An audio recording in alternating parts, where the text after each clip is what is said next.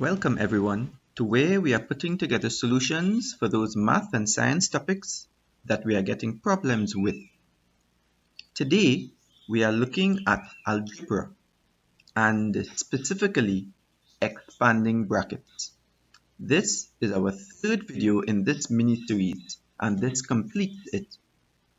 So feel free to like the video and add comments in the description down below or post which topic that you may need help in, so we can make a video for you. To make best use of this video, we should revise the following three things. First, when multiplying any two directed numbers, we must take into consideration the signs in front of the numbers. And if the signs are the same, then we will get an addition. And if the signs are different, then we will get a negative. Also, expanding brackets of one linear expression. If we don't remember this, we can click on the link and go back to the first video in this series to help us revise. And finally, to expand brackets of two linear expressions and simplify. This was done in the last video, part 2, and you can click on the link to get a little revision. We'll be looking at three methods to solve the multiplication of linear expressions. The first method is expanding brackets, which we have done before. The second method is the area method, and the third method would be FOIL. Now we'll be doing example 1, where we're using the method of expanding the brackets, which means to remove the brackets. So our first line will be 5x times 3x plus 2 plus 8 times 3x plus 2. And if we look at it, we can see that it's the same pair of brackets on both sides, 3x plus 2. So we can extract that as in the method of factorizing. And what are we left with? We are left with the 5x on the left-hand side plus 8 on the right-hand side. So that gives us a product of two linear expressions, which is the type of question that we are trying to solve in this video. So how do we solve this? If the question started with the top line, the first thing to do is take the left-hand brackets and separate them. So the 5x will go to the left and we will multiply by 3x plus 2, plus 8 will go to the right and also multiply by 3x plus 2. So we are splitting the left side brackets into two. Now that we have the second line, this looks just like the videos we've done before in part 1 and 2. So how do we work this out? We take the left hand side and put the curves to show multiplication, and that gives us 5x times 3x plus 5x times 2, which is equal to 15x squared plus 10x. Now that we can't add x squared and x's, we now go to the right hand side and we also put our curves to show multiplication. So that will give us 8 times 3x plus 8 times 2. And that gives us 24x plus 16. Now we have 4 terms on this line. So if it is necessary, we will rearrange and then simplify. So that will give us 15x squared plus 10x plus 24x is equal to 10 and 24, 34x plus 16. So we've solved the question. We started with a product of two linear expressions and we've ended up with the answer. Thus, expanding two sets of brackets by separating the terms, then individually expanding the brackets, rearrange if needed, and simplify. Now, let's look at a second example using the method of expanded brackets. So this, remember, means to remove the brackets. So if the question is given like this, two sets of brackets, 4x minus 5 times 3x minus 1, that means it's a product of two linear expressions. So this will give us 4x times 3x minus 1, and as we split up that first set of brackets, it will also give us minus 5 times 3x minus 1. Now, since this looks just like what we did in part 2 video, we put the curves to show multiplication, get 4x times 3x minus 4x times 1, which gives us 4 3s are 12, x squared minus 4x. And similarly, on the right hand side, we put the curves, do the multiplication, 5 times 3x and 5 times 1. Please note that there are two negative signs here, minus 5 and minus 1. Since the two signs are the same, that gives us a positive. And that will give us minus 15x plus 5. So now that we have four terms here, we can rearrange if it was necessary and simplify. So this gives us our solution, 12x squared minus 19x plus 5. Thus, we expanded two sets of brackets by separating the terms, then individually expanded the brackets, rearranged if needed, and simplified. Now, we look at a second method of doing the same question, example 1. Remember, expanding the brackets here would be multiplying 5x plus 8 times 3x plus 2. So we'll be using the area method, so we need two rectangles here, where 3x plus 2 will be the length of the rectangle above, and 5x will be its width. Now similarly, we have plus 8. So that means we need two more rectangles, and then we do the multiplication. So if we look at the area of the first rectangle on the top left, it will be 5x times 3x, and that will give us 15x squared, plus 5x times 2 for the rectangle on the top right, and that will give us 10x. Now for the bottom left rectangle, it will be 8 times 3x will give us 24x.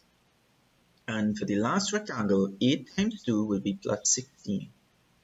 Hence, we've gotten 15x squared plus 10x from the first two rectangles, plus 24x plus 16 from the second two rectangles. Now we have four terms. We can rearrange them and simplify. This gives us our solution, 15x squared plus 34x plus 16. So, in order to use this method, we expanded the brackets using area, then rearranged if it was necessary, and simplified. So now let's look at a second example of the area method. Remember, we will be doing the same example 2, which is 4x minus 5 times 3x minus 1. So this requires at least two rectangles to show where the length of it is 3x minus 1 for the two rectangles, and the width, which is on the left side, is 4x.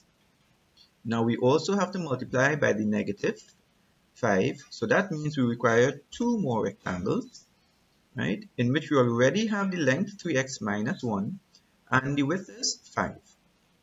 Now we use the area method, which is to find the area of a rectangle by multiplying the length by the width.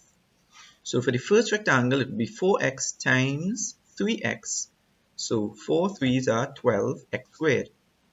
And for the second rectangle on the top right, it will be 4x times 1, which is 4x. And we have a positive 4 and a minus 1. So since we have two different signs, it will be negative 4x. Now for the third rectangle, 5 times 3x, 5 3s are 15x, and we have a negative 5 and a positive 3. The signs are different, so we have a negative 15. And for the last rectangle, we have minus 5 times minus 1. We have two negative signs, so since the signs are the same, our answer will be positive. So we get plus 5 ones are 5. Now we have four terms, 12x squared minus 4x from the first two rectangles, and minus 15x plus 5. Now we rearrange if it was necessary and simplified.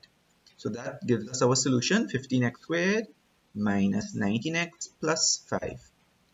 Thus, in this method, we expanded the brackets using the area of rectangles, then rearrange if we had to, and simplified. Now we will be doing a third method, which is normally known as FOIL, using the same example as before. Remember, expanding the brackets means to remove the brackets. So the question is 5x plus 8 times 3x plus 2. Now FOIL begins with f, which means the first term of the brackets on the left times the first term by the brackets on the right. So that will give us 5x times 3x. And now the second one is O, which is the outer term times the outer term. So that will be 5x times 2. And now I will be the inner term times the inner term, which will be 8 times 3x. And L, to spell FOIL, will be the last term times the last term. And that will give us 8 times 2. So now we can work this out, and that gives us 15x squared plus 5 2s are 10x plus 8 3s are 24x plus 16. And now we can rearrange if we had to and simplify it. And this gives us our solution, 15x squared plus 10 plus 24, 34x plus 16. Thus, we expand the two sets of brackets using the method of FOIL, then rearranged if we had to, and simplified. We shall now be doing the third method of FOIL using the second example. So remember, expanding the brackets means to remove the brackets. So our example 2, as it states, is 4x minus 5 times 3x minus 1.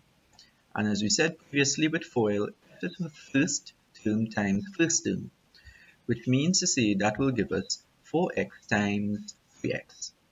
And then O is for the outer term times the outer term, which will give us 4x times 1. Please note that we're taking the signs into consideration. It is positive 4x and negative 1. Since the signs are different, then we will have a negative answer. And then we continue with I for inner times inner, which will mean 5 times 3x, which is also a negative because we have negative 5 and positive 3. Two different signs will give us a negative. And we end with L, which is the last term times the last term, and that gives us 5 times 1. And both of these have the same signs, which is negative, so therefore we end up with a positive answer. Now, this will give us 12x squared minus 4 1s are 4x minus 5 3s are 15x plus 5 1s are 5. We can rearrange if it was needed and simplify it. This will give us our solution, 12x squared minus 19x plus 5. Thus, we expanded the two sets of brackets using FOIL, then rearranged if it had to, and simplified. Let's now look at this exercise with 4 questions in it. And you can use any or all 3 methods in order to solve them. So please stop the video, work out your answers, and then restart the video to see if you are correct. Let's now look at the solutions. And for the first question, it was x squared plus 5x plus 6. For the second question, it is 15y squared plus 19y plus 6. For the third question, it is 25w squared minus 25w plus 4. And for the final question, it is 6p squared q minus pq minus 35q. Thank you for joining us with our part 3 video, and feel free to hit the link and go on to part 1 of proportionality, where we will be looking at 2 terms which are directly proportional and its relation to physics and chemistry. Don't forget to add in the comments if you need any help in any particular topic so we can make a video for you, and don't forget to subscribe. Bye.